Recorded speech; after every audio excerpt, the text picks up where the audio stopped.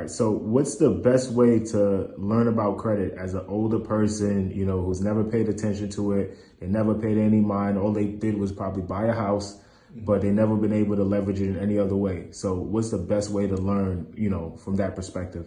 So it's no time like the present. It's never too late. The second best time to start is now.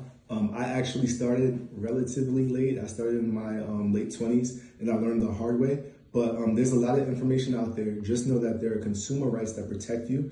There's the Fair Credit Reporting Act, the Fair Debt Collection Practices Act, the Fair and Accurate Credit Transactions Act, and the Fair Credit Billing Act. You don't have to know the details, but just know that those are the laws that you're going to leverage to remove things if they're not 100% accurate, verifiable, and timely. You also have to make sure you're having the right habits. If you have the right habits, you're going to have a great score. And with the great score, you can leverage that great score. So I would join any communities that they're possible. You can ask questions. You can come to the workshops that we have. You can schedule a one-on-one with me where I will go over this stuff with you via Zoom for about 40 minutes. You're going to have a recording of the entire conversation. You're going to have a transcript of the conversation. You'll get action items as to what to do next, and you can make an informed decision. That might be doing it on your own. It might be doing it with a different company. It might be coming aboard with us and having transparency and having us do it in a fashion that's expeditious, and we let you know what's happening and you pay after results. But however you do it, I want you to do it because if you don't, bad credit is going to cost you.